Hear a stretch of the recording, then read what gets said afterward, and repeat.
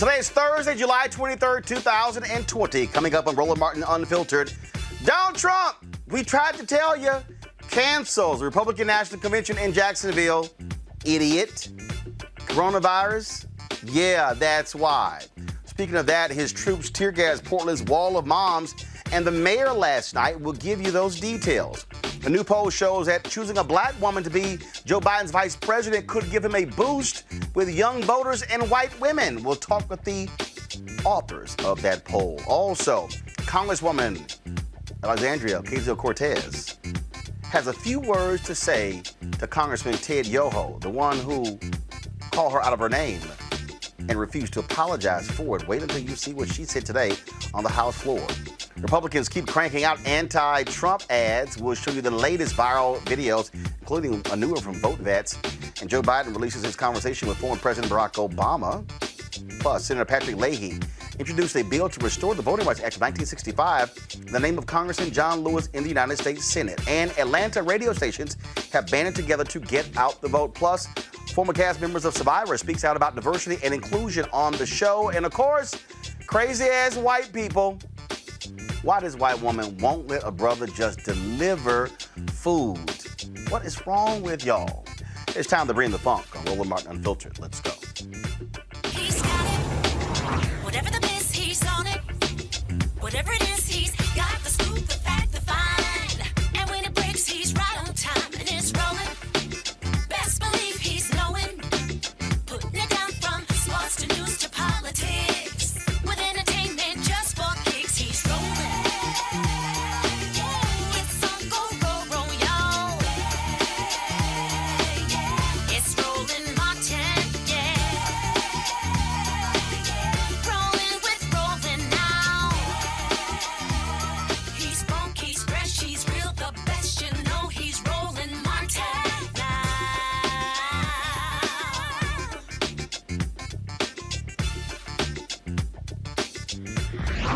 Martin. All right, folks. Hashtag we tried to tell you. Donald Trump acted a complete ass against North Carolina Governor Roy Cooper, demanding that he green light the Republicans holding their convention in Charlotte, North Carolina in August. The governor said no because of coronavirus. So Trump says, we're leaving. They picked Jacksonville, Florida. Then what happened? Cases spiked in Florida. Now, idiot-in-chief had to announce this today. This afternoon, my political team came to me and laid out our plans for the convention in Jacksonville, Florida. It's a place I love. I love that state. The drawings look absolutely beautiful. I never thought we could have something look so good so fast with everything going on. And everything was going well, a tremendous list of speakers, thousands of people wanting to be there, and I mean, in some cases, desperately be there. They wanted to attend, people making travel arrangements all over the country, they wanted to be there. The pageantry, the signs, the excitement were really, really top of the line. But I looked at my team and I said, the timing for this event is not right. It's just not right with what's happened recently, the flare-up in Florida. To have a big convention, it's not the right time. It's really something that, for me, I have to protect the American people. That's what I've always done. That's what I always will do. That's what I'm about. They said, sir, we can make this work very easily. My panel, Dr. Greg Carr, Chair, Department of Afro-American Studies, Howard University, Reese Colbert, Black Women's Views, Erica Savage-Wilson, host Savage Politics Podcast. This dumbass ain't fooling nobody, Dr. Carr. All of a sudden, he didn't want to listen. He was so arrogant, and now he can't have his big parties. So it's like, sorry. And remember, they were just praising Ron DeSantis. They're doing a great job in Florida. And DeSantis wagging his finger at the media. Now cases are spiking left and right. The Jacksonville sheriff announced, I don't even have the people to protect folks at a convention. Now it's not going to happen. Oh. Roland, I tell you, man, I'm glad, you know, one of our coping mechanisms is humor. And we have to cope. Donald Trump's coping mechanism in this pandemic is denial, and he is clearly not well. He's clearly mentally ill. He's deteriorating before our eyes. He's gone back before the cameras now with his daily briefings, with his breathless, sing-songy, out-of-breath moments. Well, you know, and he went from Charlotte to Jacksonville to oblivion. He's trailing Joe Biden by 13 points in Florida, and of course we know there's a Trump effect. There's some liars in that poll, but even the liars can't make that gap up. So we'll see. As Donald Trump might say, we'll see what happens. Well, I just think it's hilarious. Erica, to sit here and watch this idiot stand there. This is on his watch. Coronavirus has exploded because this idiot sat there and mocked Joe Biden and others for wearing masks, did not lead when it comes to testing, praised Ron DeSantis back in May. Then all of a sudden, and anybody who understands coronavirus, your numbers don't kick in for at least 6 to 8 weeks when they reopen the state. Same thing in Texas. Greg Abbott, those idiot Republicans in Texas were fighting with Houston Mayor Sylvester Turner to have their state convention. And then when he announced it ain't going to happen at the George Brown Convention Center, they sued him, and a judge said, nope, you can't do it. No state conference. These Republicans are the ones who are leading these people to ignore mask mandates, to fight against the proper way to social distance, and now egg on this idiot's face after all the trash talking he did against North Carolina and his Democratic Governor, Roy Cooper. Right, Roland, and I'm so glad that you ran us through all of those failed leadership moments, because these are the things that we're going to have to continue to keep before the American people, because we've seen that specifically in a political climate that moments sometimes have very short-lived histories.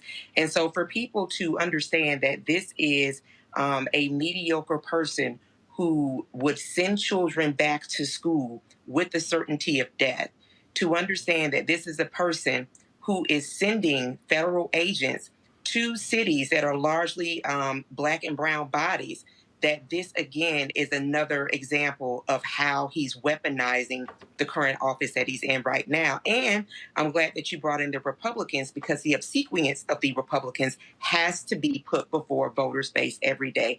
It would be funny, but for the fact we have 147,000 people that have passed away due to coronavirus, and that we are nearing 4 million confirmed cases in the U.S. and being banned from several countries, specifically the European Union. So I think as those pieces collectively come together, that this is what voters and potential voters need to be reminded of every day, what's really on the ballot. And look, Reese, they're getting exactly what they deserve. We have had an abdication of leadership by Donald Trump and his imps in his administration. They have attacked Dr. Anthony Fauci. They have attacked Joe Biden. They have attacked Governor Andrew Cuomo. They have attacked so many people, and 140,000 people are dead. We're seeing record cases every single day. And then they're just touting, oh, we're doing a great job. And the polls are disagreeing with them left and right, because people are seeing what happens when you do not know how to lead. Yeah, and I think that this is really a survival tactic for Donald Trump, because he's seen these polling numbers out of Florida and they look really bad. So it's probably a good idea to not infect, to potentially kill off a large part of your base down in Florida. And so I think that this is all about his self-interest. It's not about putting the American public first. And I think it's him trying to walk back in the most minor way, this hole that he's dug himself into. Unfortunately, he has so many people that have bought into his propaganda and his delusions that it's going to be a lot harder to put this jack back in the box and get people on board with what we need, which is at least 95% of the country wearing masks at all times and social distancing. Well, again, I want people out there to understand that coronavirus, I saw this tweet, Greg, and it said it best. Coronavirus is Trump's Vietnam. I don't know, Roland. The reason I'm hesitating is because, as you said in earlier shows, Trump is trying to execute a variation of the 1968 Nixon playbook. He's running a complete white nationalist party campaign now. In fact, they should just stop saying GOP and call it WNP. They are the white nationalists. And, you know, this far out from November, with the post office clearly taking hits every day. I don't know if you've noticed the mail being slower and less, you know, less reliable. With the attack against mail-in voting, you know, there's really no way to predict, particularly as this thing fractures into states and localities, and even in places like Georgia, where the Deltas mounted a big mask-up campaign today. The governor of Georgia is still attacking the mayor of Atlanta. You know, it's hard to say this far out, Roland. It's certainly going to be a quagmire, but they are banking on the fact that they can shrink the electorate enough to be able to rally their white nationalist base and somehow steal this election one more time. It seems like, as Reese said, this is their full-blown strategy now. Which is why what has to happen here, Reese, this has to happen. And what I keep telling people, how do you outsmart them? What we should be focusing on right now is, what is the first day you can request your absentee ballot? What's the first day you can get that? We've got to be using all of our platforms telling our people, don't wait to the last second to get it and then mail it in. We should be, what's the first day? And then when that sucker comes in, mail it back. So the first thing, Reese, is, all right, when do you start, or what are the deadlines for registering to vote in November? One of the things that we're going to start doing is compiling that and start giving those dates. This is July right now. Start giving those dates. These are the deadlines. Don't wait for the last second. If you think your address has changed, fill out a new application so they can't sit here and play that game. And then once registration is over, now when you can start requesting your ballot and then getting that in. And so I don't want us, forget CP time, folks joking about that. I want us to be early, and all of a sudden they look up and go, what the hell was going on? Absolutely. And I want to shout out vote.org, which is a Black woman owned and led organization that focuses on this very thing. We have to be talking about strategies at the individual level. Yes, we know that there is going to be massive voter suppression, but what are the individual steps that we can take to protect our vote as much as possible? And to your point, Roland, it involves being early in terms of requesting your ballot. It involves double checking, triple checking, quadruple checking that you are registered. It involves educating yourself in how to properly fill out your ballot so that they cannot use the absentee ballots as an excuse to surgically target voter suppression by throwing out these ballots. Make sure that you understand the rules for turning in your ballot, making sure that it has the proper signatures, make sure that it has everything filled out. We have to cross our T's and dot our I's because they are coming for our vote. So we have to be that much smarter about our strategies, about execution, about the timing, about following up with our vote. And if you can vote early, then sign up to go work the polls, because that's going to be a whole nother issue on voting day and in early voting that we're going to have to deal with. But yes, we individually can do something to make it as hard as possible for them to suppress our vote in the way that they want to. And again, Erica, what you have to be proactive. The reality is you're not going to be seeing the typical campaigns we're used to, door-to-door campaigns. You're not going to see voter registration events taking place at concerts, taking place at major events, because there are not going to be any major events. We're already seeing it right now. I can tell you right now, don't be surprised if we're going to have distance learning, online school, so you can forget. And again, I know people don't like it, but guess what? All of those HBCU football classics, bye-bye. Homecomings, bye-bye. And so right now, people have to be understanding digital. And this was why, and look, I praise the Lord, because that's where the vision came from. But in 2017, when TV One canceled my show, I said, Tom Jones retiring in December 19, we've got to make sure that we have a vehicle that's reaching African Americans, that's going to be in position in the 2020 election. And so that's why that was the whole strategy. I said when we launched in 2018, give us a whole year and a half to really build up. So once 2020 dropped, boom, we're ready to go. And that was the whole piece. And so now all these black groups out here and other black media, they're now scrambling, trying to figure out a digital strategy. And this is how we communicate and get the word out every single day. That was exactly the plan. Yeah, and congratulations to you for moving ahead of the tide, Roland. And I'll just echo Dr. Carr here real quick and go ahead and put 5 on it at RMU Unfiltered Cash App right now to make sure this type of media continues to be elevated. And so, listen, we're at a very critical place. And so people have a decision to make about their platforms. They can continue to utilize their platforms to really in a way that does not draw attention to what is necessary at this time, which is people, as Reese talked about, having that whole mechanism of understanding voting by mail, absentee ballot, voting by home, however it is that a person calls that particular naming convention, we have got to be prepared. That is one thing that I've been talking about on my platform for at least a couple of years now is to number one, have a voting plan. Reese mentioned vote.org, which I love that organization. I love that whole platform because what it also provides is a COVID electoral hub so that people can see within their specific state all of the different changes that are happening in their state. It gives all that information that you talked about, Roland, which is knowing what your state's registration dates are, knowing all of those specific dates, and it updates hourly. So I echo Reese in talking about vote.org, and people need to get informed. You can even go ahead and register, and you can make application for your online ballot from that platform. But this is the time where people have to make decisions about what the rest of the year looks like. We still have 2020 census ongoing, and they have a big faith weekend rollout happening this weekend as well. So we need people to really be very honed in on what is the main thing. The main thing is ensuring that not only this occupant of the White House, but his vice president, all of those that are in his regime are fired effectively so we can begin about making COVID the public health crisis that it is, and then all the other issues as well.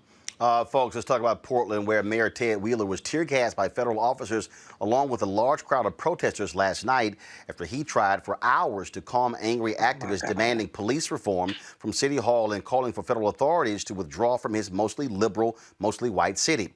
Nightly protests have dominated downtown Portland for nearly 2 months after the murder of George Floyd. The wall of moms were joined by a wall of dads with leaf blowers to get rid of the tear gas. Also, Donald Trump threatened to send the same folks to Chicago. Mayor Lori Lightfoot said absolutely not. The U.S. attorney there brokered a compromise where the additional federal agents will not be on the streets, will be helping in other ways. We're also seeing right now, Erica, where Black Lives Matter and others are filing lawsuits in Chicago to ensure that those federal agents are not going to be using their power on the ground there as well. I'm going to pull up this story in just a second that speaks to that. This is from the Chicago Sun-Times. According to this story, a Black Lives Matter lawsuit asks federal court to rein in federal law officers Trump is sending to Chicago.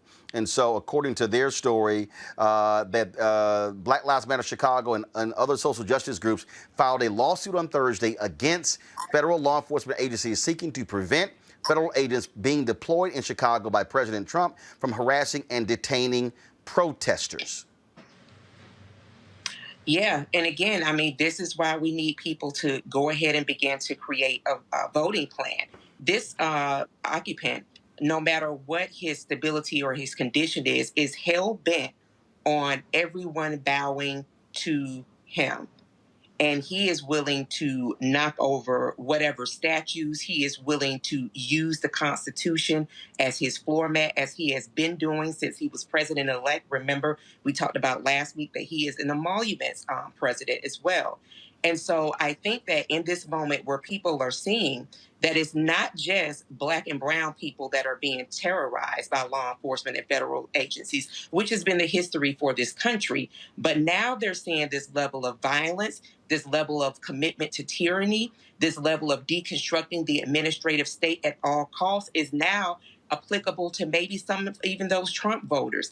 And I think that as people look at this imagery, and it's really sad that the imagery has to be less melanated sometimes for people to really take to task and see how serious it is to use the Department of Homeland Security to weaponize and terrorize urban centers, as they are called, or largely Black and brown populated places, that people will have a real understanding that this is a president and a attorney general who find no shame and boldly proclaim that all must bow to what they believe to be this unilateral type of decision making and authority, who is, they say, the White House occupant.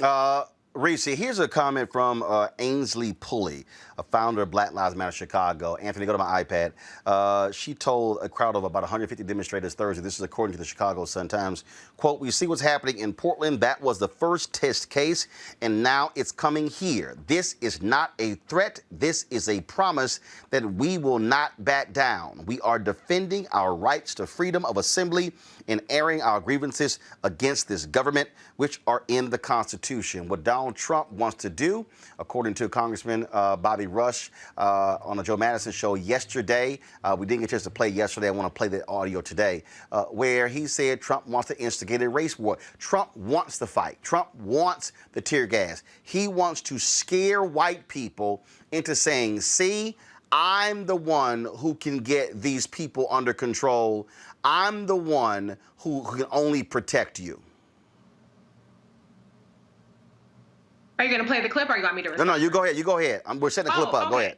Yeah, no, I agree. And this is something that Senator Kamala Harris said, is that the biggest threat, one of the biggest threats to our national security, is race and racism. And the Trump administration is using this reckoning that we have around the murders of George Floyd and Breonna Taylor and Ahmaud Arbery and the Black Lives Matter movement to really execute their authoritarianism throughout the entire country. If we look at what's happening in Portland, if they will tear gas white soccer moms and white Navy veterans, then you know good and damn well what's in store for Black people. But the difference is that because there wasn't the kind of backlash and the uprising that there should have been for this authoritarianism, Chad Wolf, who's a former tennis player who must think he's in some sort of episode of Sicario or the trilogy of Sicario, is out there having people play G.I. Joe on the streets of Portland, and nobody's doing a damn thing about it. I shouldn't say nobody, but they're getting away with it, essentially,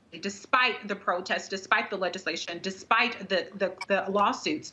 And this is just something that now, to your point, they're going to move over to these urban centers to antagonize and instigate and get the media back on, get their attention back on these streets and these urban centers to say to the white folks, hey, look at these big, bad Black people who are antagonizing or who are fighting with people who are in camouflage, who are supposedly there to protect. So this is all part of his authoritarianism. It's part of his white nationalist agenda, as Dr. Carr said.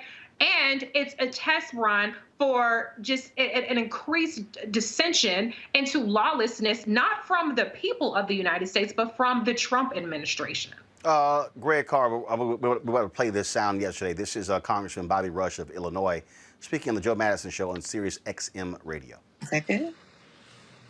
Let me ask you this and about something that is currently going on, and that is that the president, the Trump administration, Homeland Security, they are now talking about that they may send in, and I use air quotes, law enforcement types into your city, Chicago. And this is a two-part question.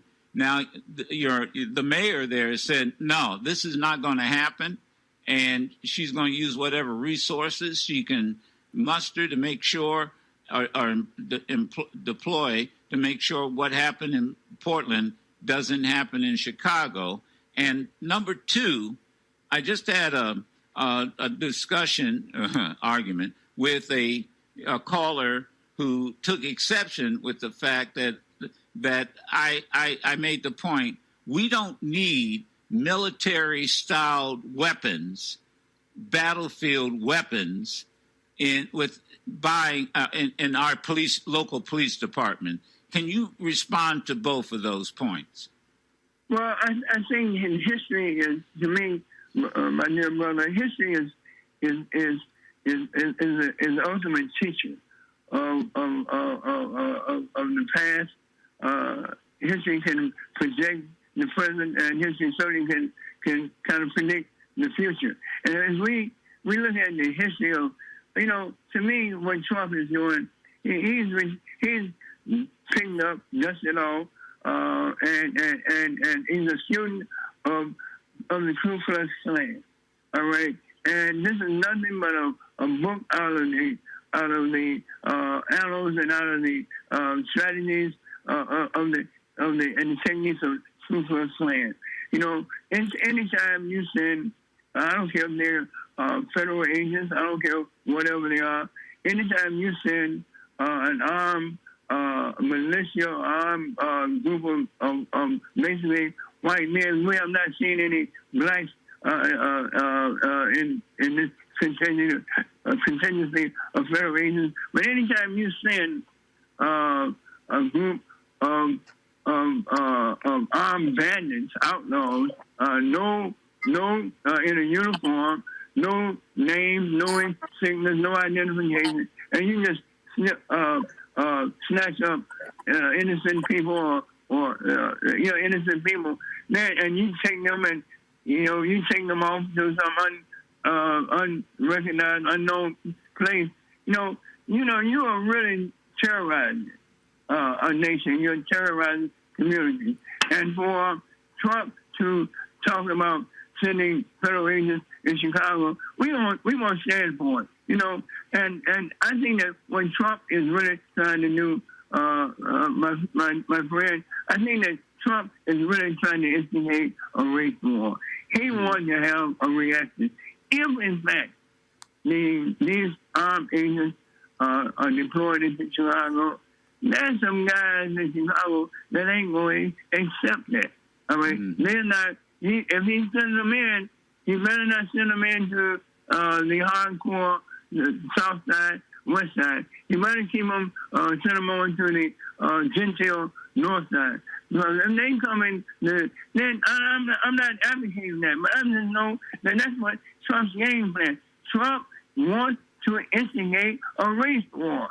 He want to have black folks fighting white folks, so he can rise up and say, I'm the real grand wizard of the Ku Klux Klan, and I'm the president. You re-elect me. That's what he's trying to do. He's trying to play to the fears, to the racial animus that exist among certain white people, and he will do everything and anything to that because he wants to be re-elected at all costs. Now, we don't need in Chicago. We don't need federal agents. We need federal aid. All right, send some money here to create some summer jobs. That will do more to curtail outbreaks of violence in Chicago than any federal troop could possibly or agent could possibly do. Send aid, don't send federal agents. That is the point that we were talking about yesterday, that we can talk about this whole deal about how do you have violence in communities. But John Hope Bryant always makes this point, the founder of Operation Hope. He said, you can't show me the level of violence or riots in a community with a credit score of 700 or higher. Well, see, this is the problem, I think, when we don't begin any analysis, including an economic analysis, when we don't put race at the center, because there are people with high credit scores who live in Chicago who will be harmed. Many of the mothers who are out in Oregon, most of them, in fact, are non-black. They're white, and many of them have excellent credit scores. Didn't stop them from trying to sing a lullaby, hands up, don't shoot, and getting tear gassed by these Klansmen that Trump has recruited. And make no mistake, by evoking the federal troops, by evoking the Customs and Border Patrol and Department of Homeland Security and Federal Protective Service and FBI, U.S. Marshals, Trump has under his control through the Attorney General, Bill Barr, they have a group that is skewered toward white nationalism. So, Bobby Rush is right, and he would know, after all, two of his comrades were slaughtered by local police in 1969, Mark Clark and Fred Hampton, and so he knows. But, again, this strategy is very clear. They are going to either try to steal the upcoming federal election or figure out a way to either nullify it or not have it at all. And let's understand, again, Roland, you've been talking about this. I mean, the Congress, House of Representatives, passed the HERO Act back $3 trillion back in May. McConnell will not bring it to the floor. Steve Mnuchin today talking about people, we won't give people $600 a week. Let's say however much money you make, if you're making $300, we'll give you 70% of that. That's fair. This man got the nerve to talk through his mumble mouth, jaw-wired child of privilege behind about something that's fair. But the point is that McConnell won't bring it up on the Senate side, but yet today he introduced a motion to stop discussion and debate over the nomination of William Scott Harvey to be on the federal bench for the Western District of Pennsylvania, Western Pennsylvania, United States District Court. Why is that important in this instance? It's legal to send federal law enforcement into state and local situations if you have probable cause. Now, Bill Barr has said that it's the protests that are triggering this. The protests are triggering this. So Toady Barr is looking for probable cause to hold up in court. So when Black Lives Matter and everyone else goes to court, they're going to the branch of the government that the White Nationalist Party has worked over the last 3 years to stack. This is why it's so important to register to vote. People say, oh, I don't know about voting. They're all the same parties. Okay, everybody says it's all the same parties. You can tune out now and get ready to get your pump shotguns. And I know you're training for survivalists and stuff. Get ready to go out in the street, because what they are moving toward now is a situation where they don't have to formally declare martial law. And Trump ticked off the stories. His mind is clearly being eaten by whatever disease is eating his brain. But he remembered all the cities. He remembered Detroit. He remembered New York. He said, oh, Oakland is a mess. That's because these are documents that are being talked about over and over in these meetings he's on the periphery of. He doesn't have a good memory for things. Its repetition makes that sink in. So to conclude, they are looking for probable cause to send these troops in. They're going to send in the shock troops, who are the most racist of law enforcement in this country. And unlike James Meredith in 1962 at Ole Miss, unlike 1992 in LA, the probable cause that they're going to use or try to use is the rebellion itself. So Bobby Rush is right. It is about race war, and it's also about war against anyone who will stand in the way of the White Nationalist Party. All right, folks, let's talk about the fact that Joe Biden still has not picked a vice president. He has already said that there are 4 black women who are he considering. Well, we know Senator Kamala Harris, Congresswoman Val Demings, former UN Ambassador Susan Rice, as well as Atlanta Mayor Keisha Lance Bottoms. Now, a recent poll finds that 60% of millennial and Generation Z voters who are in key swing states say it's important that Joe Biden choose a black woman to be his running mate. That'll be a little upsetting to the people who've been pushing Senator Elizabeth Warren, as well as those who are pushing Congresswoman Tammy Duckworth and others. Now, if Biden picks a black woman to be his vice president, not only is it predicted that he could be presumptive Democratic nominee amongst young voters, but also white women and other key groups. The poll was done by Brilliant Corners Research and Strategies. And according to the poll, a total of 54% of minority women and a plurality of white women and college-educated women also agree it is important that a black woman be chosen. The poll was done on behalf of Higher Heights. They commissioned the poll. Joining us right now is Cornell Belcher, the president of Brilliant Corners Research and Strategies, and Glenda Carr, president and CEO of Higher Heights. Glenda, I'll start with you first. Why did y'all want this particular poll commissioned? Yeah, so, Higher Heights for America is a national organization building the collective political power of black women from the voting booth to elected office. So, Roland, you know that black women lead the road to 2020, both as voters and as candidates. And so we thought it was important to back what we've been saying in the conversations we've been having with black women in our network about not only our interest in seeing a black woman as a vice president and the importance of what that this means from a historical perspective, but frankly, at the end of the day, this election is going to be about turnout and turnout outside the margins. And we've been saying that not only does a black woman VP candidate excite black women, data has already pointed to, and races over the last couple of election cycles have actually shown that black women candidates are not only the building blocks to a winning coalition as voters, but they actually are candidates that can build a coalition of voters that are diverse. And we wanted data to back that up. In this poll, in partnership with Cornell Belcher and Karen Finney over at brilliant corners actually points to not only that white women think that he should be looking at a Black woman vice president and running mate, but young voters and minorities as a totality. So that shows that the diversity that Black women bring as voters to the ticket as a candidate, as well as voters. So I'm so excited for Cornel to spend a little time digging into it. At the end of the day, a Black woman will create, I think, the energy for us, not only to Black women to go to the polls, but also organize their networks to the polls. And that includes bringing white women and young people with us.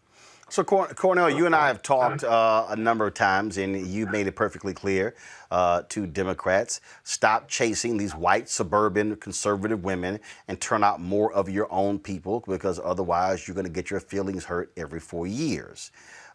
When you look at these numbers here, so break down for us these particular poll numbers and what it reveals specifically as it comes to the need for Biden to pick a Black woman as VP.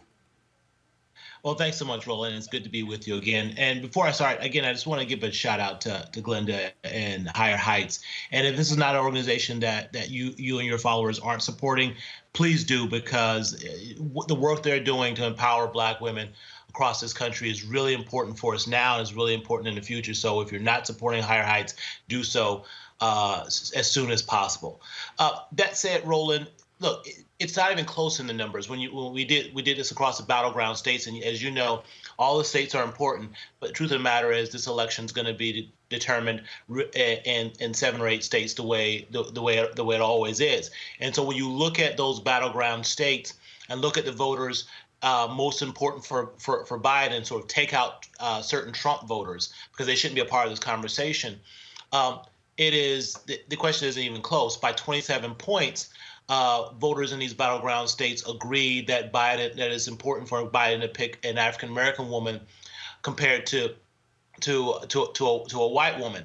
Only 21% of voters in these battleground states agree that it's important for Joe Biden to pick a white woman, while a 48% plurality in these battleground states agree that it's important for him to pick an African American woman. But beyond that, I think there's also potential backlash if they pick a white woman, because to see it in the data, because 43% of these voters, a plurality of these voters in the battleground states, disagree that it's important for him to pick a white woman, and the intensity around this, on the strongly agree that you should pick an African American woman, is twice of the intensity of it is around whether or not he should pick a white woman. So when you look at the key cohorts in the electorate, particularly, look, you know as well, Roland, the way college women broke in 2018 for Democrats helped Democrats pick up seats all across the country that they hadn't won before, helped make the suburbs blue in a way that they hadn't been before. And when you look at 47% of college women agree that he should pick an African-American woman, compared to only 20% agree that he should pick a white woman. And you look at the young people, where Biden has had, a hard time, and not only Biden, but Hillary also, coming off of Barack Obama, Democrats have had a hard time energizing and growing and sort of energizing and mobilizing young voters. When you look at sort of how broadly and intensely millennials and Gen Zs agree that he should pick an African American woman, I think it would be problematic if he didn't. So not only is it's in the strategic interest, I think, for Democrats to put a diverse ticket out there, a ticket with an African American woman on it. I was having this conversation with some folks, and I told them this. It is very simple, Glenda and Cornel, that Joe Biden, frankly, doesn't have a choice. And the reason I said, now, granted, he has a choice. But the reason I say Joe Biden doesn't have a choice is because Black people saved his ass. Without Black people, he ain't the nominee. And if he doesn't pick a Black woman to be his VP choice, what he then does is he then solidifies the one thing that Black people continue to say is, We're tired of being political sharecroppers for Democratic candidates, meaning we save your behind when you're in trouble, and then you don't reward black people when it's time. And so I remember when Angela Peoples was on here the other day talking about, she was advancing the idea of Senator Elizabeth Warren. I said, I understand. I said, but I'm telling you right now, it's going to unleash a whole lot of vitriol from black folks saying, oh, so we saved your butt, and now you can't pick one of us when you have eminently qualified black women to be the choice. Glenda, your thoughts on that? So 48 years ago, 48 years ago, in the summer of 1972, Shirley Chisholm was preparing to go to the Democratic convention where her name was entered on the floor to be the first African-American, first woman to ever have their name entered into nomination. Fast forward to 48 years, you now have, not only you had a black woman that was running as a president candidate, you also now have, as you mentioned, Roland, not one black woman to pick from, that there is a list that he said for this past week, there's a list of 6 that people have been talking about. If he doesn't choose a black woman, he's going to have to stand up and explain why he did not choose a black woman from a qualified list. I mean, everyone keeps asking me, who is the black woman, right? And I was like, literally any of these women, they all come from different experiences, lived experiences, qualifications, and they all each bring something unique to the ticket and something unique to the administration. So it's going to be a hard day when he doesn't announce a black woman for him to actually explain why he hasn't, and then at the same time determine how you're going to create the momentum you're going to need from this important constituency to not only vote. I think it is clear that African Americans are going to vote in this cycle. There's a question about, and I'll let Cornell speak to this, the difference between 2016 and 2008. And we need to grow those. We need to grow those margins from a voter turnout, and you can't do that without, like, particularly black women organizing their networks. Cornell. I think that's spot on, but I want your audience to understand that we're at a really important moment in this country potentially, and we are having conversations about justice and equality, and diversity in the ways that we hadn't. In the polling data, you now see majorities of white voters think racism is a big problem in this country. And go back to 2008, you had a plurality of white voters in the battleground states who actually thought reverse discrimination was a bigger deal than racism. So America's sort of slowly but surely begin to sort of open up and have conversations about the importance of diversity. And I want to say that because an African-American woman is not just simply what black voters want. In these battleground states, it is what a plurality of the most important groups that's going to build Joe Biden's coalition want. So to me, strategically, it makes all the sense in the world. This is what voters want. This is a moment where voters are demanding change. They're looking for more diversity. They're looking for more expansive voices. And black women are leading in that forefront. So to me, strategically, it's a no-brainer. And then, Roland, and I would also add to that, it is not just this polling data that points to that. It is the recent election. So in 2018, 5 black women were elected to Congress, and 4 of those 5 black women, represent districts that aren't districts of color. Particularly Lauren Underwood. She represents a district that is only 3% black, which means that she overwhelmingly not only won in a Democratic primary, but in a general election with white voters.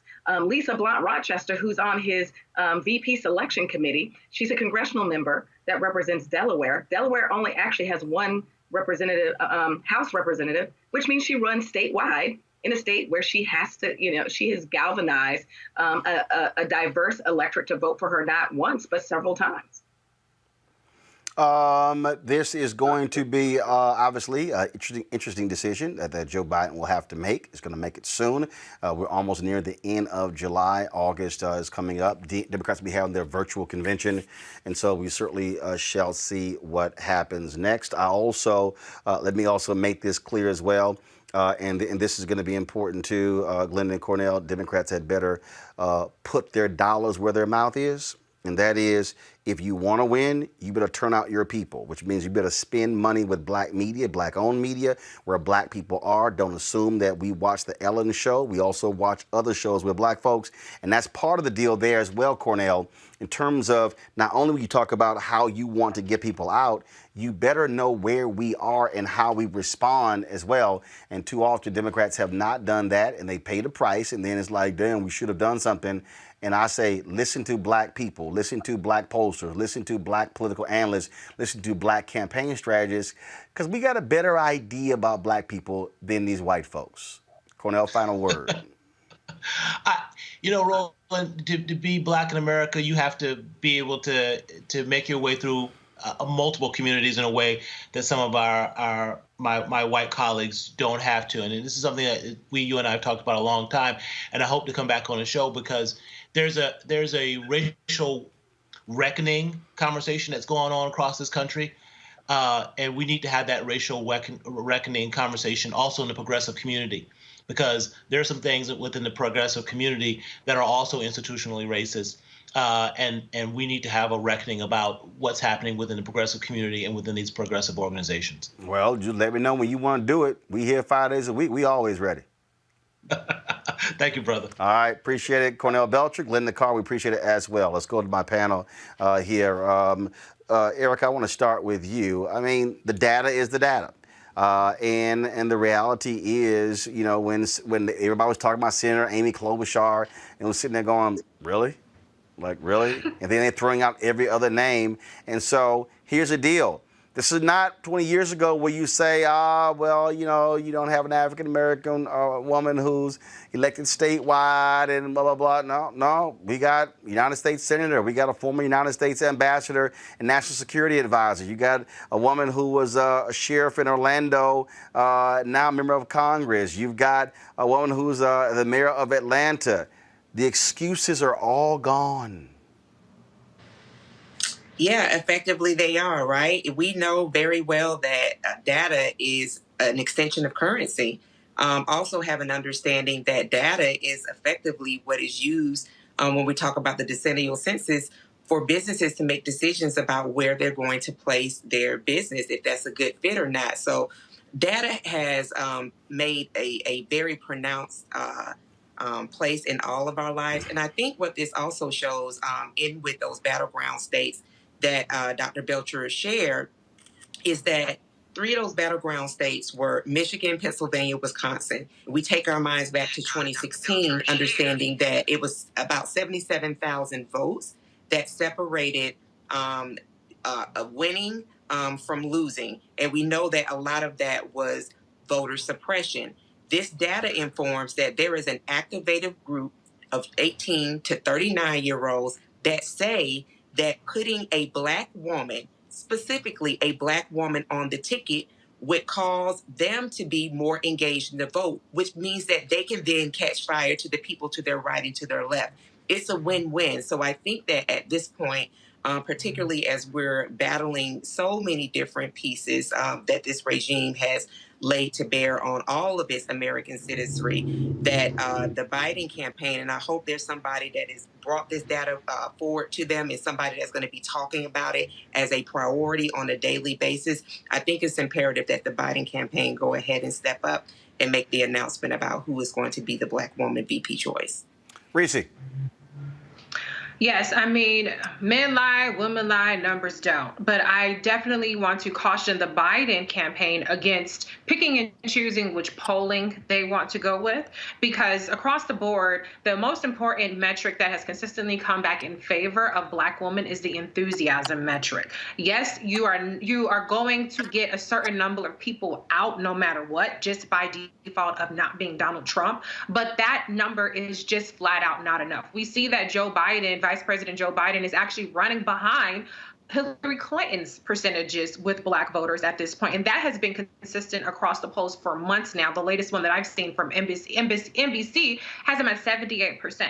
So Black voters bailed him out in his campaign. They resuscitated his campaign, but Black voters, a good portion of them, are still saying, well, we have a chip that we want to cash in, and that chip is a Black woman VP. And guess what? This is not a matter of just symbolism. Black women have the credentials. Y'all know I've made no bones about Senator Kamala Harris being my pick, and I have argued very fiercely for that. But the bottom line is, it's not just a Senator Kamala Harris issue at this point. He has very publicly dangled multiple Black women, and even as recently as Monday on Joy Reid's show, saying that he has 4 Black women that are in the final stretch. And so it is going to be impossible for him and his campaign or his non-Black woman potential VP pick to explain day in and day out to Black people why all of those women were passed over. And there is no goddamn excuse for it.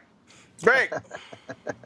Well, you know, Reese, Eric, and Roland, never underestimate the stupidity of the Democratic Party. And it's unfortunate because the political immaturity of the American Negro continues to strengthen over the years, over the generations. I think if you took everybody's name off of their platform and their policy platform and had Black people picked based on an analysis of the platforms and then unveiled the race of the person they picked, there'd be a lot of people who would pick Elizabeth Warren. But that's not what we're talking about. We're talking about demographics. We're talking about a photo op, basically, and that's where America's people generally vote, and that's where Black people vote. Like I said, the political maturity of the American Negro has come closer and closer to the general political maturity of everybody in the country. And so I say this: Donald Trump's still leading among white voters. Let's be very clear. Many of the polls show him 55% or more, somewhere around there, with whites with no college degree. So he's trying to get the seniors and the college-educated whites are trying to, they're trying to pick those off. But at the same time, we also see that Trump has made a little inroad into Latinx voters. That's important. And as you say, Reese, you don't see the same percentage supporting Trump in Black communities, but all you need is 2 or 3% in a couple of battleground states if you get it close enough to steal. So as far as I'm concerned, I agree with Cordell. I agree with Glenda, any of them, with one exception. Susan Rice.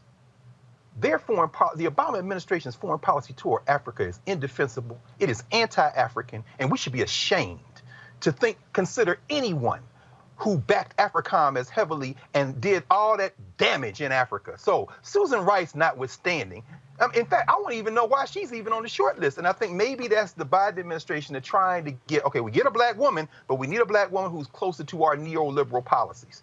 Boy, if Elizabeth Warren was Black, I'd say put her on the ticket. But since people vote based on what they see, based on what they've read, just pick a Black woman and so we can get this election on and get this thing done and get this Klansman out to office.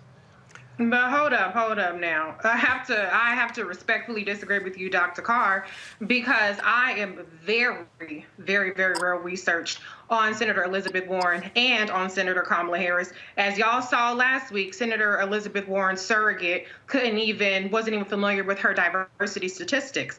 And so I'm very much policy-oriented, and people can go out there and Google 20 for 20 credentials, not cosmetics. I make a completely substantive argument along with Star Jones. We had an hour-and-a-half conversation on this topic. And so, no, it's absolutely not a matter of just putting race over credentials. It's a matter of this is a situation where we can have both.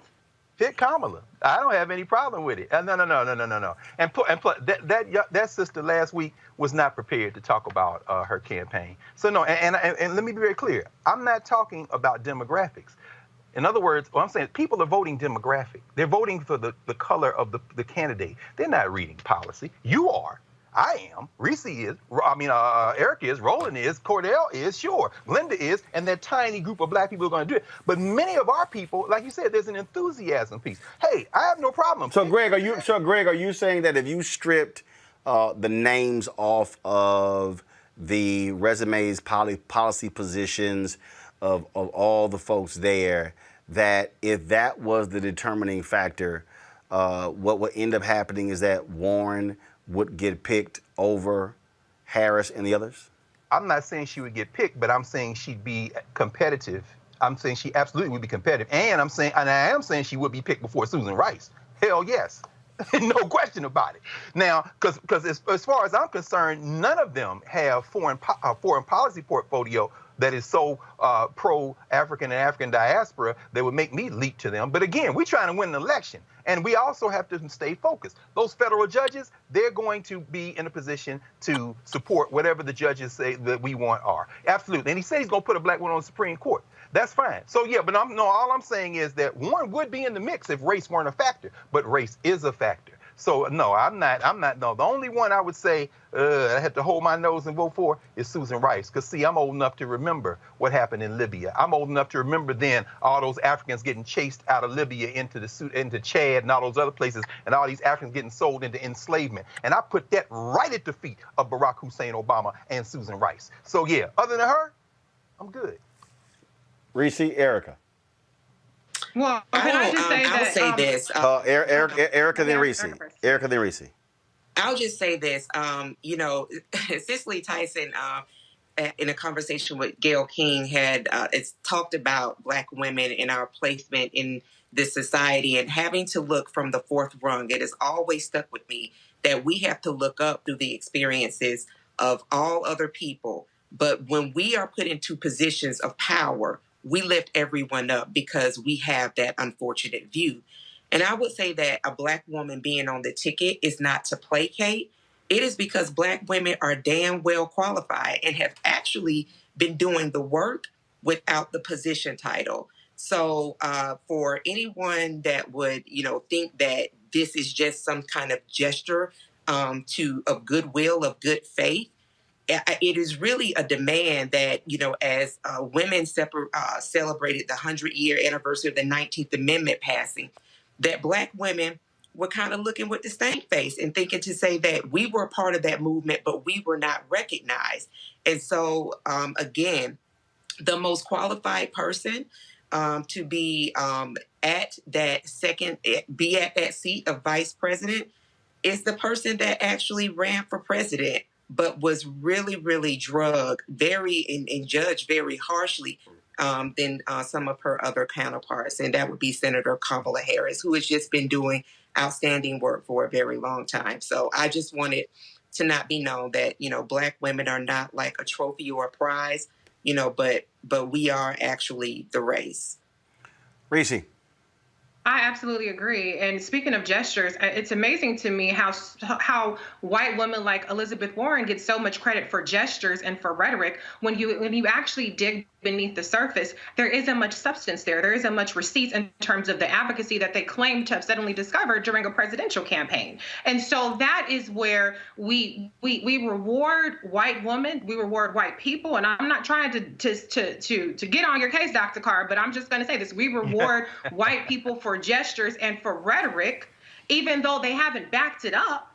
And yet we look at the Black people and we say, why didn't you do more? Even though what they've done is exponentially more impactful and significant and extensive and in-depth than what any of the white people have done. So absolutely, if you look at a resume-based, evidence-based, data-based, results-based, receipts-based decision-making process, then Kamala Harris, number one, stacks up. But I would still put these other Black women ahead of Elizabeth Warren any day of the week. And the bottom line was Elizabeth Warren was rejected by her own people because she never won a race in 19 out of 19 states. And she placed third or below in each of these states, including in her own home state. So she got some things that she got to work out over there on that part. People saying that they don't want a white woman to be VP as much as they want a Black woman. So go on ahead and do the right thing for a change. We know it never happens when it comes to Black women. Nobody ever does right by the Black woman. But for a change, surprise us and give us what you owe us. That's right. As I said, the political immaturity of the American Negro is something that we'll probably be writing about for the next 100 years if there's still a United States. This isn't, please understand, don't misunderstand what I'm saying. I think that a Biden-Harris ticket wins. I think a Biden-Rice ticket wins.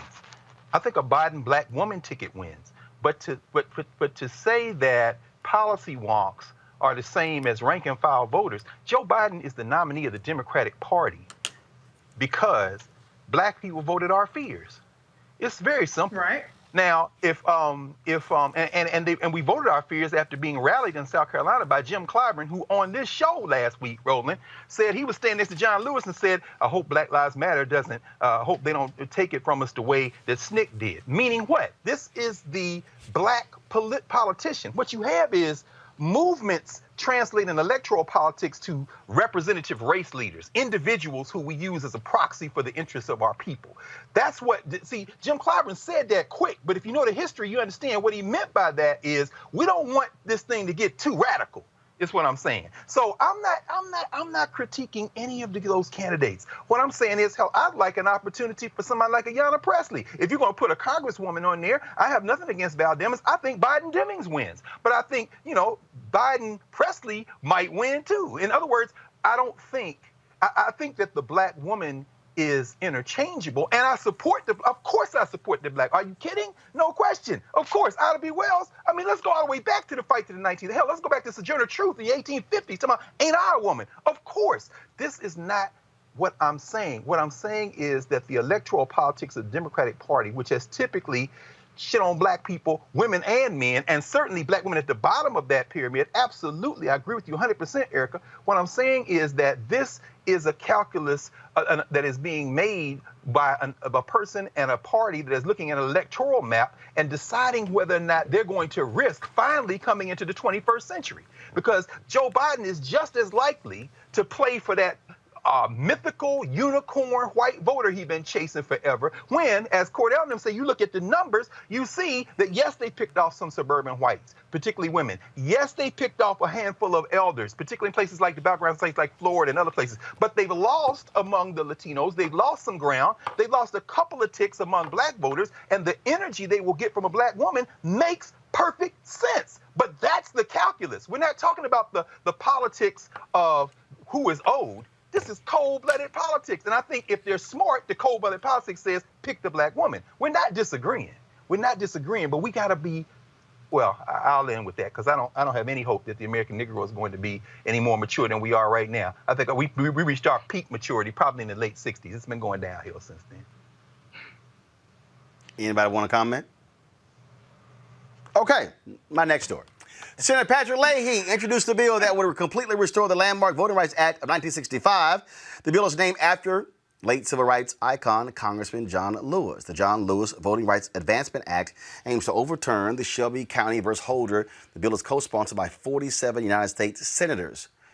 But again, Senator Mitch McConnell, the majority leader, is sitting on the bill that's already been passed by the House, so we'll see what happens. Also, this just in, the Fairfax County, Virginia school district, they have voted to rename Robert E. Lee High School John Lewis High School.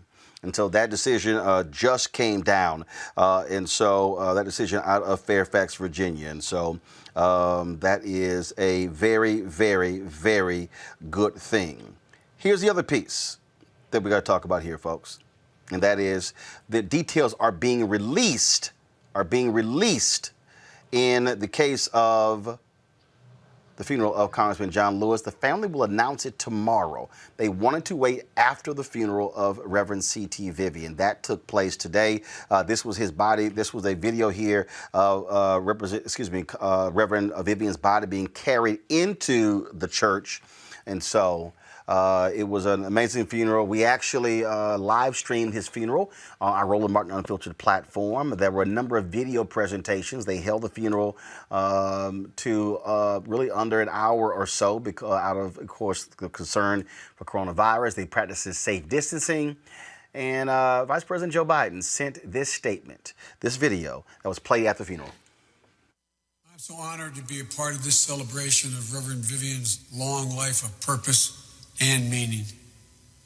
To the family, from his children to his great-great-great-grandchildren, thank you sincerely for allowing me to join you today.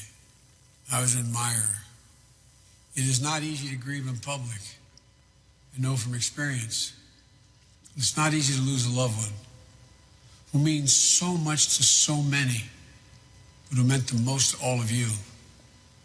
And C.T. was truly a remarkable man. A man whose physical courage was exceeded only by his moral courage, whose capacity for love overwhelmed incredible hatreds, whose faith in the power of nonviolence helped forever change our nation. The number of times he faced down being drowned, being beaten, being reviled, only to stand up straight as a ramrod, bloodied but unbent, and declare the truth he saw so clearly. Quote, "You cannot turn your back on the idea of justice," end of quote. You know, it's hard for most people to wrap their heads around this, just what a man he was. But in Illinois, and in Tennessee, and Florida, and Mississippi, in the North and in the South, CT was there fighting to turn us back toward justice. A soldier who refused to raise his fist, a preacher whose voice helped electrify a movement, a leader who inspired generations to join him in the ceaseless march of progress. CT didn't waste a single one of the days God granted him. But we all know that CT's spirit is going to continue to inspire us to fulfill his mission, a mission that remains unfinished. Our fight for racial justice, to state the obvious, is incomplete. And CT's memory now commissions all of us into service to finish the work of perfecting our union, to make sure every person can freely exercise their sacred right to vote, to bring us that much closer to our ideals of equity and justice for all. CT has earned his rest, joining in eternity his beloved wife Octavia and his eldest son Cordy. And for as deep as we are in mourning of his loss, I can't help but think there must be a great celebration in heaven today. Reunion of good and faithful servants entering together into the joy of the Lord. Many of us continue to feel here on earth the hopefulness, the purpose that infused CT throughout his life. May God be with you all during these difficult days. It will, of course, a very emotional funeral. As we said, it was a lot of safe distancing that was being practiced because of coronavirus. And this is some of the eulogy at today's funeral. He could challenge you, but he only challenged you to make you better in what you were doing. CT went on to train pastors and college deans. He was a dean down in there. Thank you, Don Rivers, for always being there. It was so easy. Thank you, Don Rivers. You see, you've got a lot of people that will say, but you've been there through thick and thin. You've been there through ups and downs. You've been there when me or even some of his children might not have been there. You've sacrificed your life, and that was the secret to the movement. How much are you willing to sacrifice, and how much are you willing to live? So we all owe you a tremendous debt of gratitude. CT had a good name. Now he's finished. His good name is eternal. And I often wondered, how do we get a good name? We get concerned about this earthly label. CT would want each of us to leave today beginning to work on the real name that you have. The name that when others call your label, they'll think about your real name. Some of us who run around jumping pews singing, "Oh, how I love Jesus," mean as snakes, talking about folks. Every now and then, we ought to understand what CT stood for. The one thing that stood out, and it's been said over and over, and I had to strike it off my list 3 times. CT had a good name, but he married a woman with a great name. He married a woman with a great name. And when Octavia walked in the room, he knew. And he said, I didn't know Octavia's name for the first 2 years. I just called her the wife. He said, Dirty, where's the wife? I said, who's the wife? The wife. Mark said he got baby. But the wife, he knew what it was like. He was a role model for my wife and I. We're into 52 years of marriage now in a world that's coming apart, but because of a team and all of the women who were the foundation for those who were out there on the front line, the Kings and the Abernethys and the Williams and all of the others. It was the women who was standing there strong, taking care of the children and talking about what it meant. They had good names because they knew God, and they knew that what they were doing was just as important as those out on the front. And sometimes the children had to sacrifice, the wives had to sacrifice, but because they did, they brought us to this point now in America. So we cannot negate that. She had a good name. She was determined and resolute, and she supported her. But the real key is not just in Proverbs 21:1, but in Proverbs 22:4, it said that when you humble yourself and when you fear God, He will give you riches, honor, and a long life. We've come today to celebrate a man who's rich. Oh, George, his bank account might not be written that he's got so much in his bank account in his name, but his name is written on the Lamb's Book of Life with all the funds that he ever needs. All he's got to do is call on God. And when he called on God, the riches began to flow. He's been honored by kings and ambassadors all over the world, honored. But now today, only a few days from his 96th birthday, God has given him a long life. He is rich. He has been honored. And now he's received a life. And I say today on behalf of C.T. Vivian, if you want to honor that long life, do what C.T. did when he stood there on the courts there in Dallas. Long life. Do what C.T. did when he stood there on the courts there in Dallas. We have a moral and an ethical obligation today all over this land. If this body has gone to where it's going, then we can keep it alive. We can keep the good name alive by going out and voting. That's what CT would want. He would want us to get up and get out and register and vote and change the nation. Don't shy from that. CT was one that said, my good name is that I said, I want you to vote. I want you to love your neighbors. Folks, if you want to see the funeral of Reverend C.T. Vivian, simply go to our YouTube channel where we have already archived it. Folks, 10 of Atlanta's black radio stations will come together to educate their listeners on voting and encourage them to register. In between songs, DJs will interview different speakers about the importance of voting. Atlanta is the nation's 8th largest radio market. Last month, more than 3.7 million people listened to the participating radio stations. In addition to voter education, organizers will also include information about the 2020 census to encourage listeners to complete it. That is the kind of stuff I'm talking about, Erica, that's going to be vital when it comes to this election. And these black targeted radio stations, that's what they should be doing, because that's what black newspapers did historically. That's what WVON, the Voice of the Negro, did as well. And I think, frankly, far too many of these radio stations have lost their direction, only focusing on music and the trivial stuff. And that's important. This is vital and needed this year.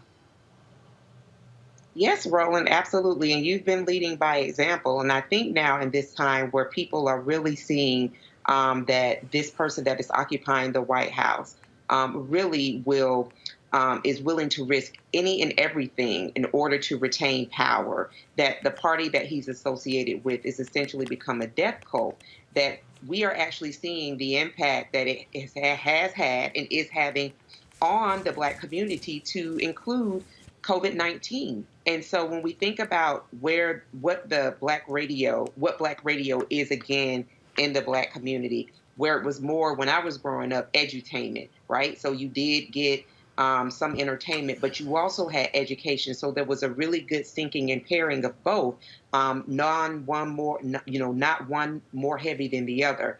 And so I applaud this effort and actually hope that they will actually extend it to platforms like yours, so that people are understanding that it's not just at certain times, that this is content that they can actually be made aware to and listen to 7 days a week and at their own replay pleasure. Reese, again, because of this virus, we are going to have black targeted, black owned media outlets step up and frankly do what they used to do, as opposed to playing games and focus on laughing and giggling and all that silly stuff. Yeah, I mean, we have to make voting cool again, right? I mean, unfortunately, it's almost becoming a little bit more cool to be contrarian and to have the super woke attitude that it doesn't matter, both parties are the same. And so the onus really is on the candidates, the Democratic Party, and where we can be helpful on our own selves, in particular Black radio and Black media, and getting the message out about what's really at stake here. But we have to give people something to support and something to root for. But even if you are supportive already, even if you are enthusiastic, the bottom line is that voting is a process that we need to be educated on. And you have to go to where people are. A lot of people take for granted things like deadlines. A lot of people take for granted things like how to fill out a ballot. And I would also like to see some awareness about the fact that our election boards, the board of commissioners in most cities, are the ones who are actually executing these elections. And a lot of people don't understand that. And so they don't have the awareness about the fact that these people are holding meetings and they're making decisions about the number of polling places and things like that. And so we have to be engaged now, because before we know it, the election is going to be here, and it's going to be too late at that point to do the kind of outreach that we need to do. This isn't like a polls to the polls Sunday election. This is a multi-month, very extensive campaign that we need to have to get people prepared. Greg, Dr. King wrote in Chaos of Community, Where Do We Go From Here? There are 4 institutions that are prime position to advance the interests of Black people: the Black church, the Black press, Negro fraternities and sororities, and professional organizations. He specifically called on the Negro press, those words he used, the Negro press, to maintain its militancy and not fall into this conservative mindset. That is what these stations should be doing, using the power of the airwaves to educate people about voting, about the issues. Absolutely, Roland. And I'm glad to see the Atlanta radio stations coming together, because not only is it the right thing to do, as Reese just said, it's going to be more than souls to the polls. Erica said we got to get our people out. We've got to get this ingrained in our consciousness. But not only must we do that, it is their birthright. I mean, you know, WERD, I'm so glad you mentioned those call letters, Roland, WVON, the voice of the Negro in Chicago. I mean, at the center, Lou Palmer and Conrad Worrell, and of course, you know, all those years that Cliff Kelly, the governor, was on there, I mean, in Chicago. Well, Atlanta led out in that. In 1949, Jesse Blayton, who was a professor at Atlanta University, Old Atlanta University, paid, I think, $50,000 to get the radio station, WERD. And then those few blocks right there near Martin Luther King's birth home, where Martin and Coretta King are buried right now, where they drove C.T. Vivian past, in fact, when they paid tribute yesterday, where Octavia, his wife, Octavia Vivian, an intellectual, helped Ms. King put together the King Center. And of course, Lillian Miles, who was a librarian at Atlanta University campus, Lillian Miles Lewis, John Lewis's wife, she was a librarian at Atlanta University Center. All that work was going on in that area, but what anchored that community was WERD, which was actually in a building that at one time had housed one of Madam C.J. Walker's salons.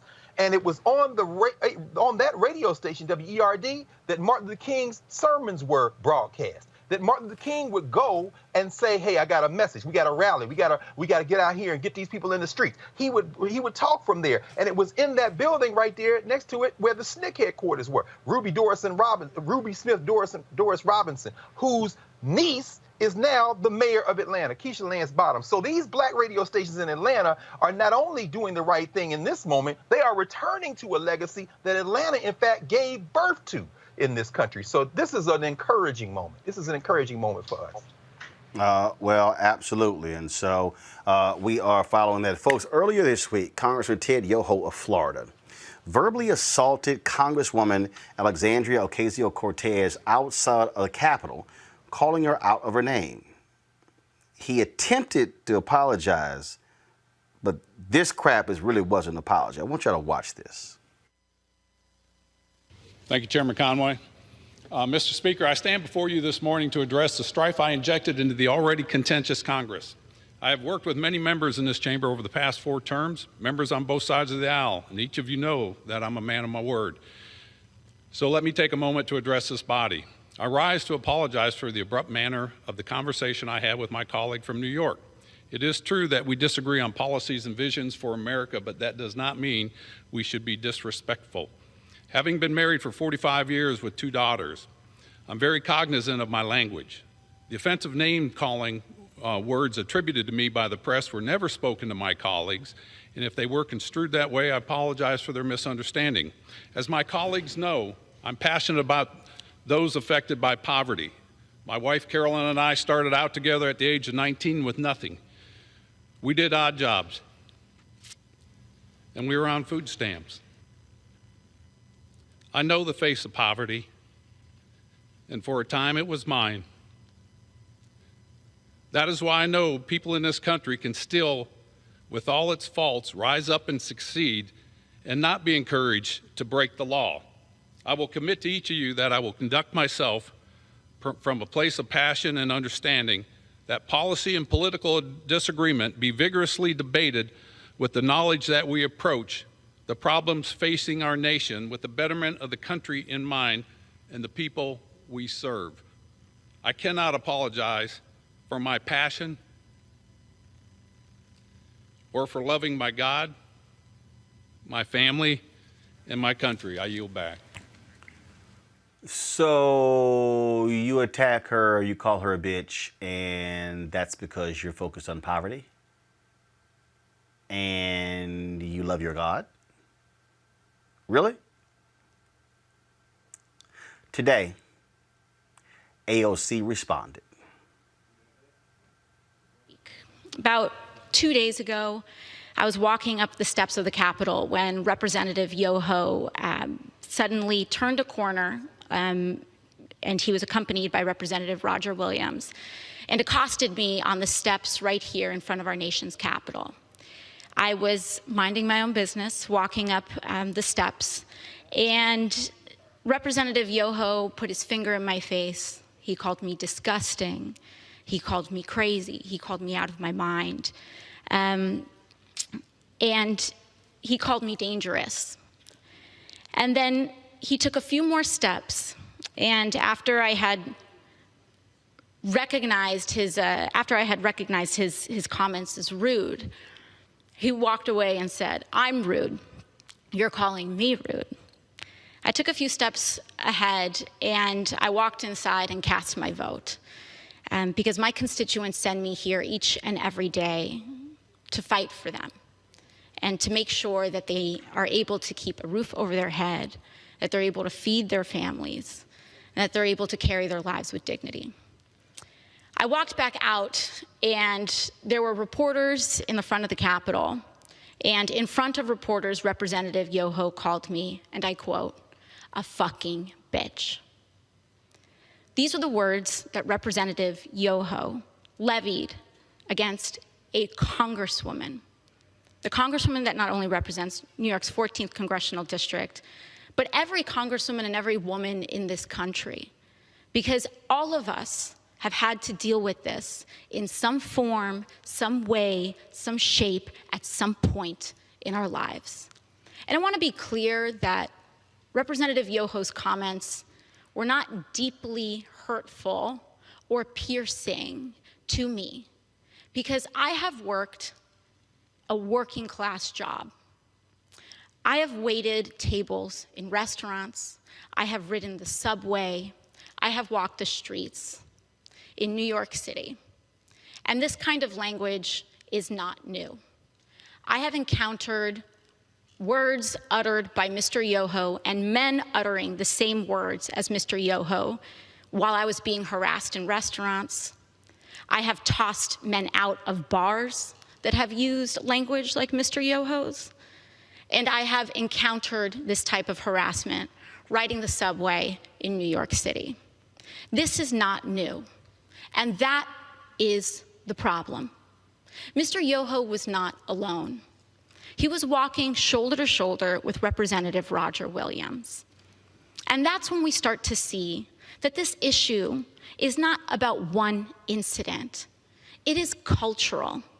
It is a culture of lack of impunity, of accepting of violence and violent language against women, and an entire structure of power that supports that. Because not only have I been spoken to disrespectfully, particularly by members of the Republican Party and elected officials in the Republican Party, not just here, but the President of the United States last year told me to go home to another country, with the implication that I don't even belong in America.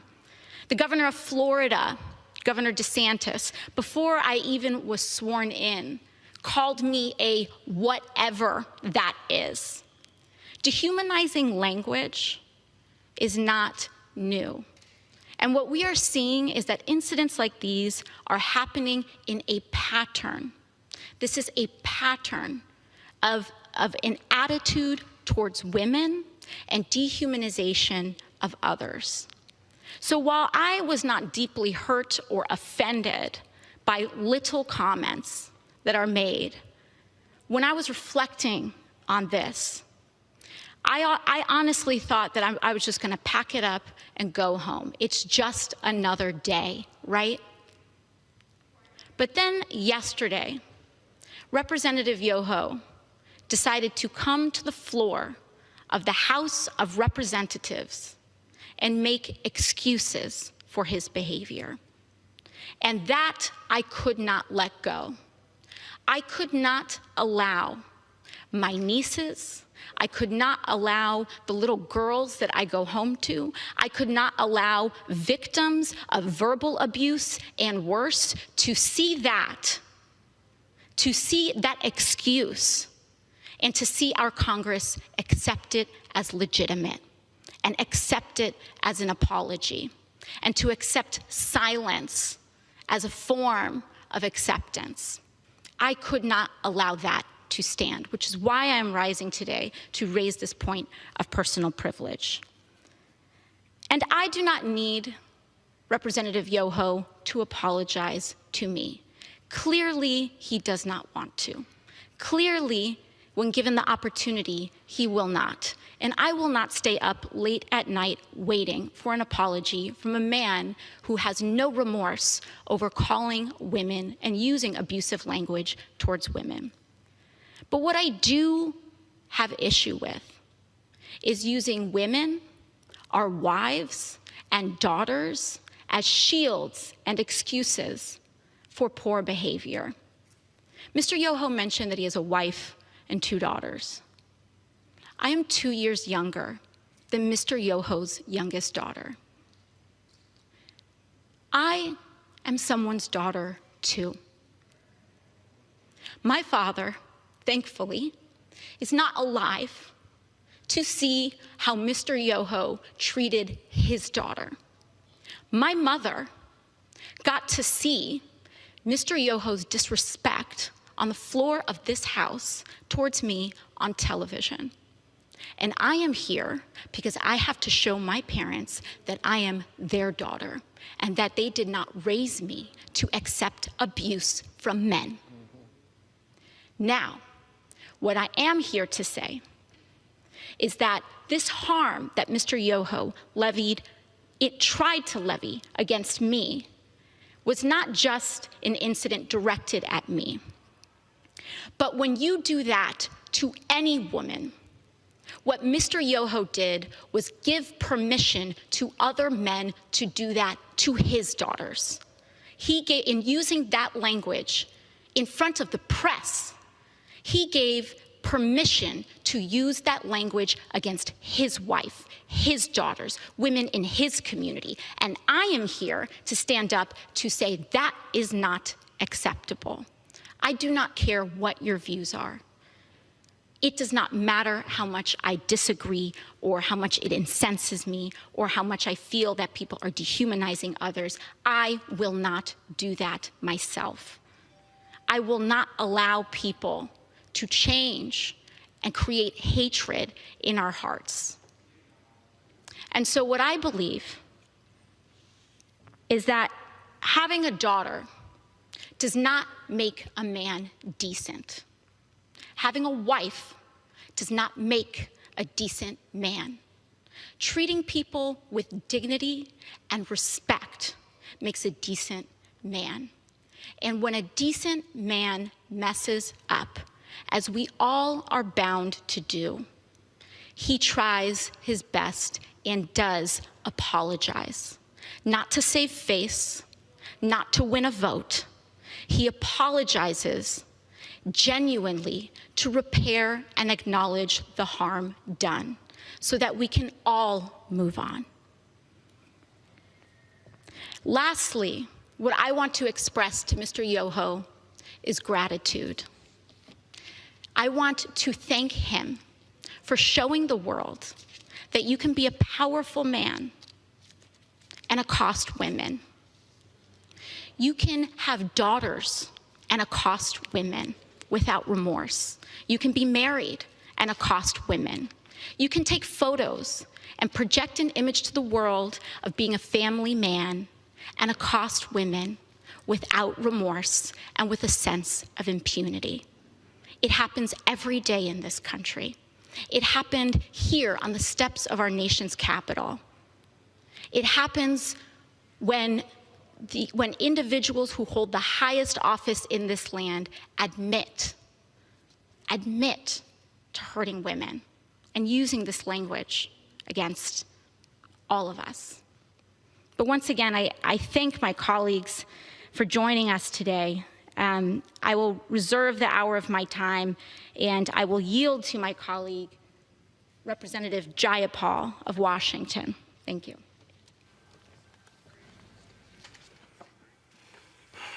Rishi, that's called an effective way of tearing somebody limb to limb. She completely and righteously eviscerated him. I mean, if you had a picture of him, his guts were probably all over the House floor. I applaud what Congresswoman Alexandria Ocasio-Cortez did there, because so many times we see where the person who is on the receiving end of the abuse is expected to accept a half-assed apology or an apology at all. And I applaud her for saying, take your apology and shove it up your ass, because I'm not falling for it. I'm not going to redeem you by accepting your apology and being gracious towards you when you were so vile and nasty towards me. And then you have the nerve to invoke God and poverty and food stamps as if that is any kind of justification for verbally assaulting a sitting congresswoman as much as these Republicans care about civility, supposedly. He's totally full of it, and I applaud her for completely eviscerating him. And I also want to shout out the other people who stood in solidarity with her. It's actually very heartening today to see the number of women in Congress. Congresswoman Ayanna Pressley really gave a really amazing speech as well on this topic, encouraging her daughter Cora and women out there to say that you belong. And, you know, it's just a very uplifting thing. And so I think that I really applaud the way that AOC and Pressley and Ilhan Omar and others have really taken this opportunity to shed light on appalling behavior, but also be encouraging and let women know that this is unacceptable and you don't have to take it. Erica. Yeah, I agree with Reese. I'm really glad that Congresswoman Ocasio-Cortez ethered Ted Yoho in the exact place where he needed to be ethered. And listen, the other thing is just not allowing this whole redemption clause to pay through.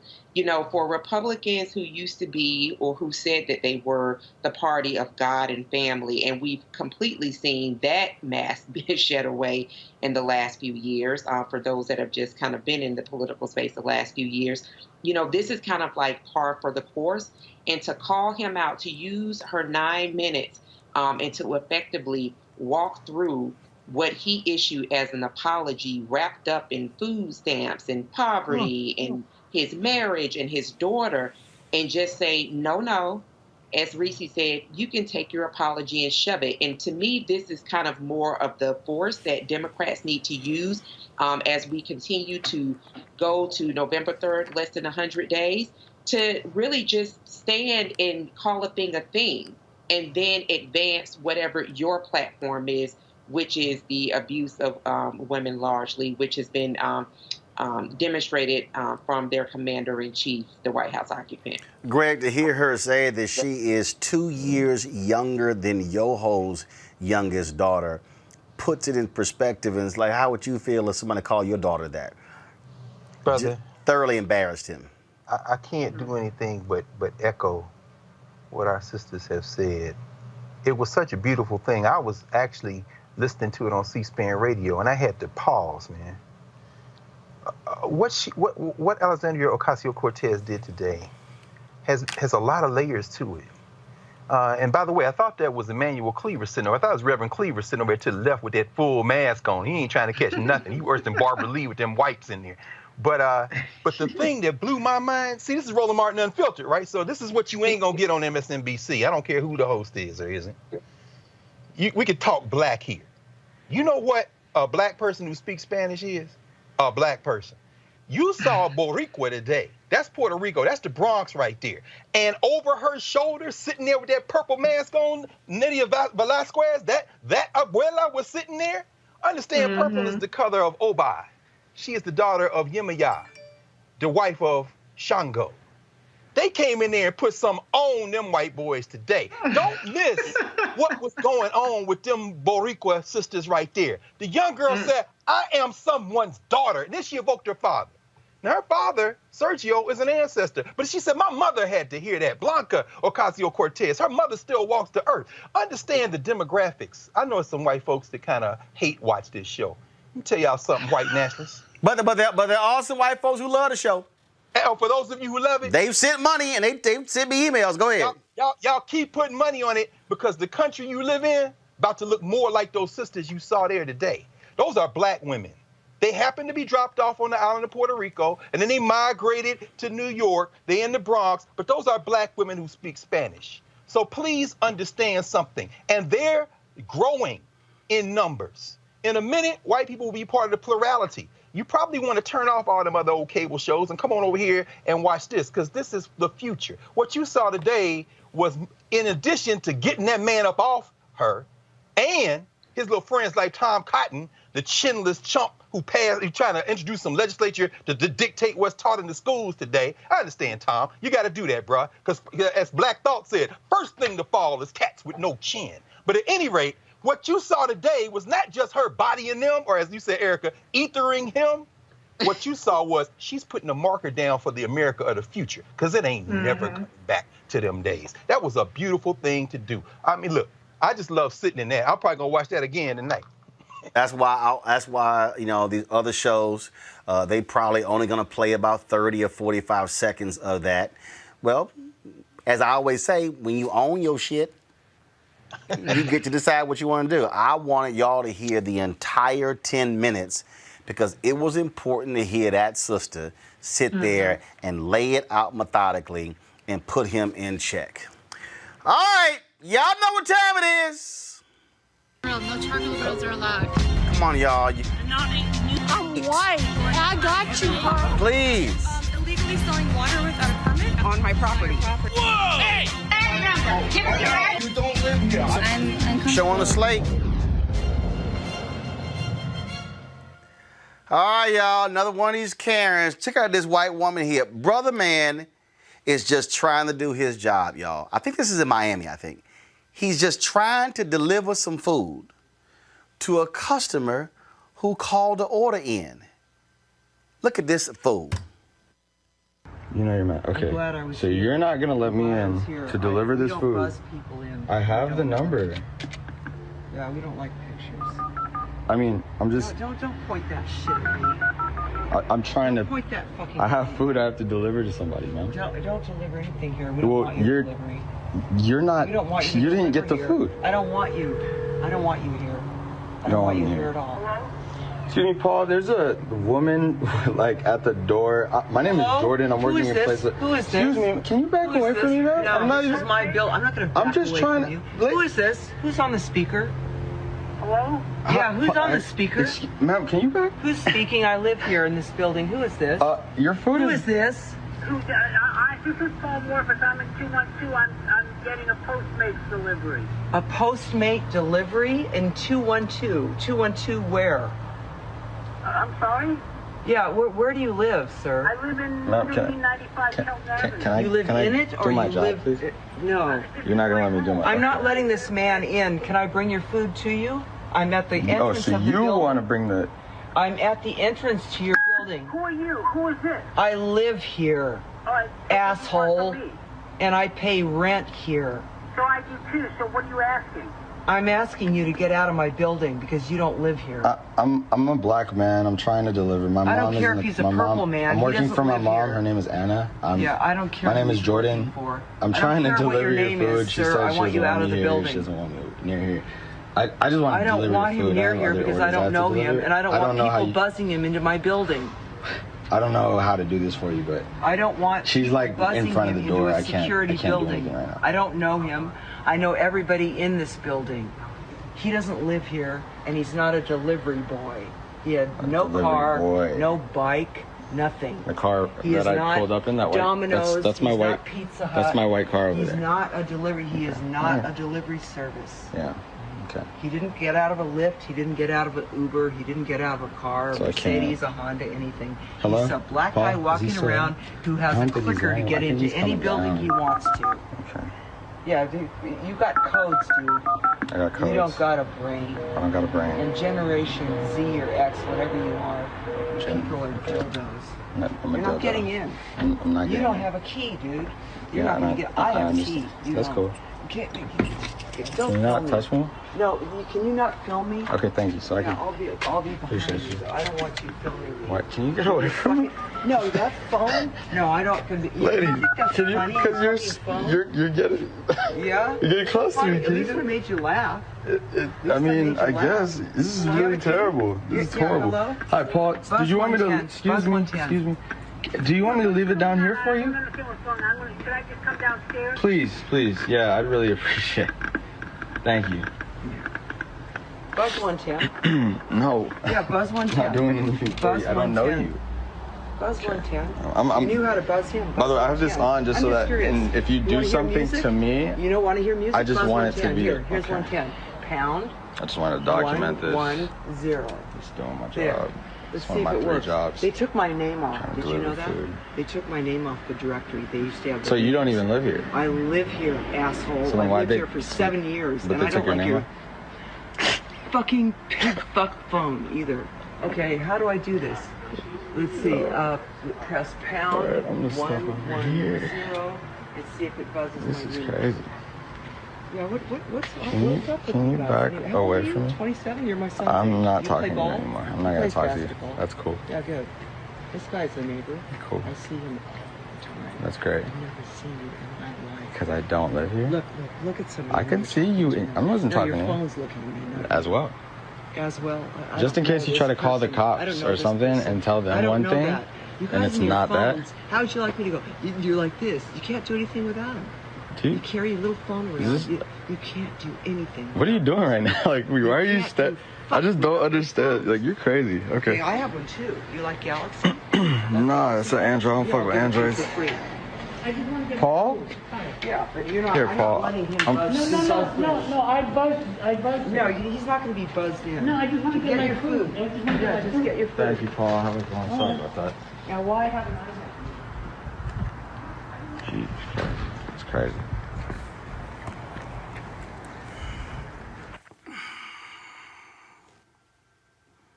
Apparently, that's at the Westwood Kelton Towers in Los Angeles, California, Reese. You know what? Paul's punk ass food would have went right in the trash. Once he brought his monkey mother, you know what? Let me simmer it down a little bit. Once he brought his punk ass downstairs, and the black man's apologizing to him after the black man sat up there and took all that abuse, and he just took, oh, I just want my food. Paul, you ain't shit along with that racist white lady. And I'm telling y'all, I don't know how these black people do it. God bless them. Because I've never had that extended of a conversation with anybody being disrespectful towards me. I understand that you got to get your commission or whatever, but she needed some hands laid on her. And I applaud them, but I would really much rather videos of Karens like her getting stomped out and slapped across her face and cussed out go viral than videos of these docile Negroes who get told off and get harassed and get abused, and they take it and like I said, God bless them, but it's sending the wrong message. It gets my blood pressure up because I would have just slapped her on sight and then dropped the food off, and punk-ass Paul could have got his own food. Erica, if that's me, hashtag team whip that ass, we'll be showing up. Exactly. Yeah, I was clenching my teeth because I'm listening to that child's voice, and it sounds very much so like my 20-something-year-old son. And just thinking about the level of aggression that Black people have to really navigate through every day, for this young man just to be trying to go about his business, he is covering his nose and his mouth because COVID has a disproportionate impact on him, just like it does his Black and brown community as well. And so to have this Karen, who this is really what a Karen is, they demand to know what the hell you're doing, explain yourself. I will weave in and out of the conversation as I please, but you are to follow my order. She also called him a delivery boy. This is that Karen type that has, supposed to be a slur of sorts, but it's not. It's a behavior. It is a mindset. And many of the same folks that led us to this disastrous presidency still very much so hold this posture. I think that I'm glad that he actually filmed it, and bless him for holding his composure, because as a young Black man striking a white woman, we've seen historical outcomes of that. But as a mother, as a Black ass mama, I cannot even imagine, because I can tell you the time that my son, from the time that he was in pre-K to kindergarten, mama has shown up, heels in her hand, hoop earrings in her purse, Vaseline ready to go. So that's really, I think, more of the concerning part of me, is that this is something that these are different wars that our children, all of us, are having to wage with these white women. I'll say this here, Greg. If you deliver it, you don't owe that white woman no conversation. That's when you say, "Hell, I ain't talking to you." That's when you like, move. You mean nothing to me. This whole, so she know everybody in the building, yet when they call a number, she didn't know who that person was. I mean, these white folks literally are operating like we are in slavery days, where there's a Fugitive Slave Act where I can check your papers. Yeah. Well, they're patrollers. They've always been patrollers, deputies. They deputy police, all of them. But, Reese, I share that, they need an ass whipping. And Erica, I know, look, we know how you roll. And I see my brother Akinyele Umoja's book back there over your shoulder. We will shoot back. So I know, we know how you roll.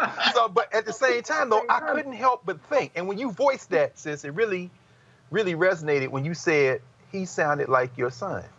Because we know those kind of cats like that. Easygoing, kind of, they not weak. Don't mistake that for weakness. It's just their temperament.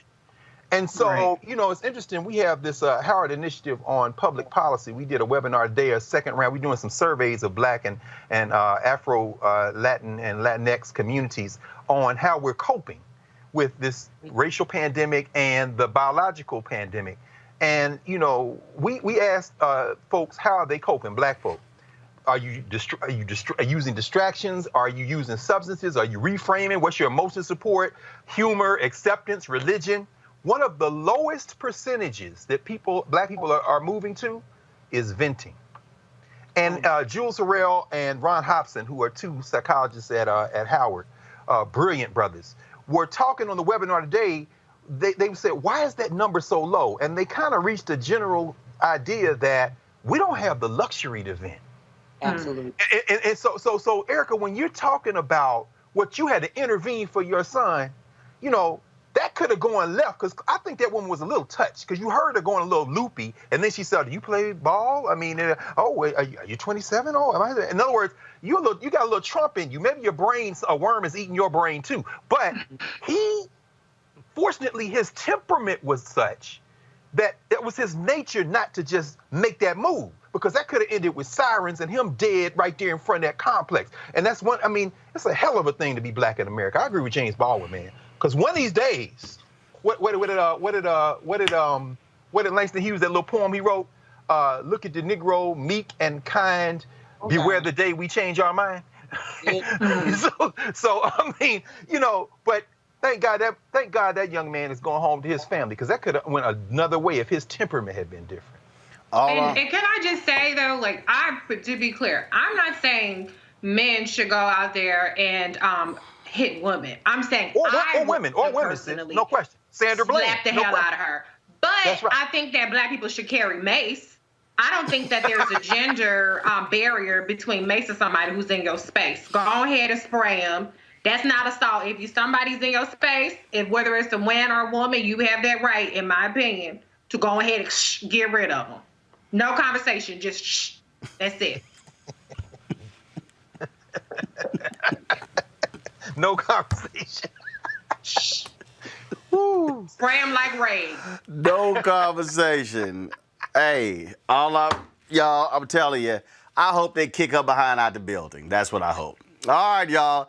Let's go to our final story. A group of former contestants of the television show Survivor on CBS are petitioning for the show to be more diverse and inclusive. The petition sent to Viacom CBS outlines 10 actions for show producers to take, including asking that future casts be made up of at least 30% people of color, and that there's a zero-tolerance policy towards racism during filming. Joining me now to talk about that is Wendell Holland, the 2018 Survivor winner, and Jatia Hart, a Survivor contestant. How y'all doing? Hello. Doing well. Hey, how's it going? All right, so you're talking about the folks on the cast, but what did the crew look like? Because part of the issue you also have here is you've got white showrunners, you've got white directors, you got white camera people, you got white audio people, you got white. I mean, I just saw a deal where this movie that Nia Long was in with Omar Epps on Netflix that. Targeting black folks on Netflix, Nia said there were 3 black people on the whole damn crew. Yeah, that's an issue. I mean, how comfortable would we feel on a desert island and literally looking at the crew and the producers and all of those people, and there aren't many brothers and sisters on the crew. So you're in an intimate confessional where you're trying to speak about what's going on, and sometimes it's hard to communicate that to them or to even feel that they're going to properly tell your story. So our petition, we actually are talking about that too. We're talking about changing things not only in front of the camera, but behind the camera.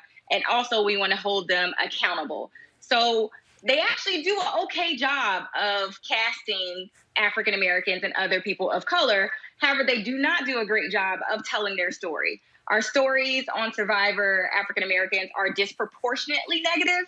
And so we just want to be equally as negative and positive as everybody else. Well, but what this is, what you're dealing with here is also, of course, The Bachelor all of a sudden decided to find a black guy for the first time ever. And that was only because of what's been happening lately in this country, because they decided for a long time white is right. Yeah, so the Bachelor decided to seize the moment, I guess, and it's like, okay, finally you guys did something. And what we're saying is, hey, CBS, hey, Survivor, this is an opportunity. You guys can change the narrative. I know you guys speak to a lot of middle America. That's who watches your show. Why don't you guys... See, hold on. Do me one favor, please, Wendell. Yes, sir. We don't use that phrase on here. We say exactly what it is. When white folks say middle America, they really mean white people. Because here's the deal. There are black people. Chicago is middle America. St. Louis is middle America. That's literally in the middle of America. But they ain't talking about black people. They talking about white people. Thank you for correcting me, good sir. Absolutely. So that's, we don't use the mainstream media white terms on this show. We just say what it is. They appeal to white people in the heartland, in those red states, and they don't give a damn what we think, even though black people, Jatia, watch TV at a far higher number than anybody else out there. So they're like, yeah, y'all gonna watch anyway, we're just gonna keep feeding y'all white characters. Absolutely. They do not take care with our stories. And now society is calling for them to take care. They want to see different stories. They want to see our stories carried, across. And our stories do carry. So the one example I always use is Beyonce at Beychella, wish I was there. But I mean, she took basically what is essentially what Black people been watching at halftime shows since I can remember going to a HBCU and seeing a halftime show. And she brought it to the masses, and they ate it up. And so you just have to have the narrative and the creativity to bring your story to the market. And they don't care. Well, that's why. Go ahead, Wendell. I was just going to say, and that's why we're asking for like Black producers, Black people behind the cameras. Yeah, because also these are jobs. I mean, these are jobs. These are opportunities. But see, I'm gonna use another Beyonce example. When she met with Reebok, she walked in. They had no Black people on their side of the table. She was like, "We out." Straight up. And I mean, back when you got some Black people, because if you want to work with me, I'm African American, and you need to respect that. Yeah, I mean, that's it. Greg Carr, I want to pull you in on this conversation here. I mean, what we are seeing, I keep saying this is the reckoning. This is the third Reconstruction. What you have here is, I just saw the story the other day at Hearst Magazine. They're calling out the CEO there for sexist language and also for issues of race within their magazines. We're seeing the same thing at Condé Nast. We've seen Barbara Fedita, who was the second highest ranked person at ABC News, was fired the other day where they validated racist comments that she actually made and behavior as well. We're seeing examinations within all of these media companies. Greg, I've been saying as the vice president for digital for NABJ that we need to see Black folks in all these companies speak up, because this is the moment to challenge whiteness in all levels of this country, because we have been marginalized and ignored for far too long and left out of the economic piece. What they're talking about not only are the people who are on the screen, but behind the screens, we're talking about jobs. We're talking about economic opportunities, well-paid jobs. Absolutely. So I think this is... Jatia, 1 second. Greg Carr, go ahead. Go ahead. No, I was going to say very quick, and we're talking about synergies. It's not either or. Independent platforms like yours, which harken back to the days when we had independent Black media, Black press, and Black people in these white spaces to bust the door down, because if they want to make money, they're going to have to change demographic. Parenthetically, I saw Beyonce drop that Black King trailer, and I saw her with Robert Farris Thompson's book, Black Gods and Kings, in her hand. They own some old other ish over there in Bay Nation, and I'm here for it. And I'm saying all of it works together. So as you all are pushing Viacom, you know, they let my man Nick Cannon go, but that ain't even hardly over, because what I suspect is going to happen is they're going to have to come back around to the table, because they are going to look up and realize, look, if you don't respect Black people, you about to lose your money, because Black people are what you're marketing to the world, and the demographic in this country is increasingly non-white, and the young white people are watching y'all. So y'all better get y'all's mind right. So more power to y'all. Y'all at Viacom, so we know what kind of fight y'all got to fight. But you got some allies, I think, that will probably allow you to make some progress in very short form, and that includes all of us. But Jatia, the issue here is not just with Viacom CBS. Mark Burnett produces this show. Has Mark Burnett's company responded to what y'all are putting out? So our efforts are moving forward. We do have a meeting set up to speak to not only CBS, but people from the production company in Survivor. And so we hope to have outcomes and actual concrete actions. But I think what Greg was saying was summed up best by the meme that's going around. It's a woman who's gotten arrested and she is thinking you about to lose your job. So, I mean, I kind of feel like, yeah, that's the feeling in the street. I mean, we have this systemic racism, and it's housing, it's education, it is everything from school to prison pipeline. It's everything. And one of those facets is media, and it's representation. It's these people who maybe the only Black people they know is what they see on TV, and then that's the police officers of tomorrow. So if they see a character on Survivor who, you know, seems crazy, an African-American, they always seem crazy, then when he goes out there in the streets and he encounters an African-American, unconscious bias is real. That's what's going to kick in. That's what's going to be split second. And it's really the matter of life or death, media and representation. So, yes, it's bigger than Survivor. That's where we'd like to start. But we'd like to see it go from Survivor to CBS to all of media. Wendell, final comment. And we're asking for them to, you know, we might have multiple sides to us. We're asking for them to show those multiple sides. Like, instead of focusing on someone being an angry Black man or aggressive or what have you, tell a full story. Show, yes, I can be angry at some moments, but also show that I'm intelligent, also show that I'm motivating my tribe and other things like that, so they can see a whole picture, like they show whole pictures of other castaways. I'm just gonna give one one piece of advice from my perspective. You're not asking, you're demanding. April 3rd, 1968, if you actually go back and look at that 43-minute and 16-second speech Dr. King gave at Mason Temple, he referenced Reverend Jesse Jackson Sr., where he said, we're going to redistribute the pain. He laid out a plan there where he says that if you are not simply doing business with black people, if you're not hiring black people are not going to do business with you. This is not the moment where we have to sit here and be concerned about folks' feelings. This is where we need to be hardcore and say, no, these are our demands. Otherwise, we're going to ratchet this thing up. And so that's what I would lay out. That's the posture I've always taken with a lot of these companies. But this is the moment, the reckoning that we're in, and they need to understand that we ain't playing. We're not playing. We ain't playing. And they better get the message real soon. So certainly keep us abreast of how it goes, okay? We hope to give you good news. All right, Wendell Jatia, thank you so very much. All right, folks, please support us at Roland Martin Unfiltered, or our Bring the Funk fan club. I want to shout the people who've given us $50 or more: Carrie Morris, Cecilia Newcomb, Cheryl Smith, Dwayne Thomas, George Anderson, Jason Hill, Kevin Kinney, Keisha Ross, Lynette Brown, Maurice Patton, On Deck Printing, Patricia Lester, Patricia Tate, Patriots for Families, Phyllis Banks, Ruben Smith, Robert Harris, Saeed Abdul Hakim, Sharon Rutherford, Sherry Butler, Spurgeon Walker II, Valerie Bly, Yolanda Lynch, Yvette Brooks. And so we certainly appreciate all that you do. This was a note right here from Dwayne Thomas. My name is Dwayne Thomas. I truly love watching your show. You have a great panel on all the time.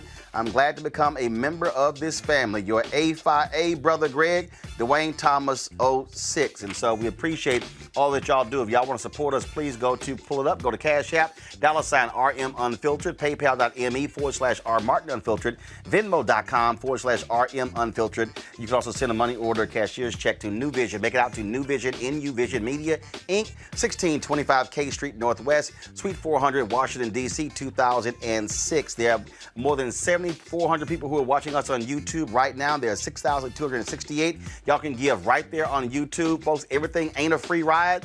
All the stuff that you see, being able to, the Skype machine to bring in the panelists and the crew and everything else, all this stuff actually costs to be able to pay for the lease here. And so we want your support. Join our Bring the Funk fan club. My man Keenan sent me an email. We are at 10,000. We've crossed the 10,000 barrier. We have 10,243 fan clubs. My goal is for us to have 20,000 fan clubs by the end of the year, paying on average $50 each, which is $4.19 a month, 13 cents a day. And so we've got 9,800 to go. So we've got 5 months to hit that goal. So please, we want you to join now. This allows us to remain independent, allows us to be able to cover the things that we need to cover. For instance, this breaking news just in, and that is we're going to be covering this on Monday. Nancy Pelosi, Mitch McConnell announced that Congressman John Lewis will be lying in state in the U.S. Capitol Rotunda. An invitation-only ceremony will be held on Monday at 1:30 p.m. The public is invited to pay their respects on Monday and Tuesday. Given COVID-19, Congressman Lewis will lie in state at the top of the east front steps of the U.S. Capitol for the public viewing, and the public will file past on the East Plaza. Per the Washington, D.C. mayor's order, masks will be required to enter the line, which will begin at the corner of 1st and East Capitol Streets Northeast. Social distancing will also be strictly enforced. On Monday, the public viewing line will begin approximately at 6 p.m. and continue until 10 p.m. On Tuesday, July 28th, the public viewing line will begin at 8 a.m. and continue until 10 p.m. They're asking the public to bring water and umbrellas. And so we just want to give you that news there as well. More details will follow tomorrow from the Lewis family about his funeral in Atlanta and also his hometown of Troy, Alabama. All right, folks. Also, last thing here, the promotion. Monday, a lot of y'all enjoyed. We streamed the other day my conversation with Jane Elliott. It took place 3 years ago. She's going to be here on Monday's show. Y'all know Jane Elliott brings the funk, and y'all don't want to miss that conversation. Reese, Erica, Greg, always a great pleasure having y'all on the panel. Thank you so very much. I hope they're still there. Y'all, thank you so very much for your contribution. And I will see y'all guys tomorrow right here at Roland Martin Unfiltered.